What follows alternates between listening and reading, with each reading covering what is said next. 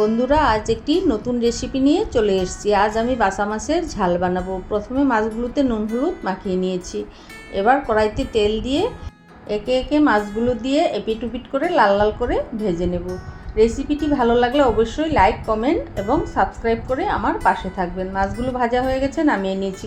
এবার কড়াইতে দিয়ে দিয়েছি 2 টেবিল স্পুন সর্ষের তেল। তেলটা গরম হয়ে গেলে দিয়ে দিয়েছি তেজপাতা, জিরে। এবার ওগুলো ভাজা হয়ে গেলে পেঁয়াজ কুচি, কাঁচা লঙ্কা আর টমেটো কুচি দিয়ে দিচ্ছি। এবার বেটে রাখা মশলাটা দিয়ে দিলাম।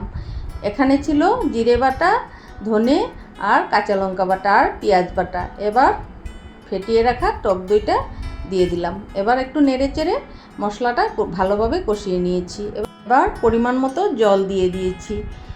এবার ঝোলটা ফুটে উঠলে আগের থেকে ভেজে রাখা মাছগুলো দিয়ে দিচ্ছি। এবার দিয়ে দিচ্ছি 3টের মতো থেতো করা এলাচ।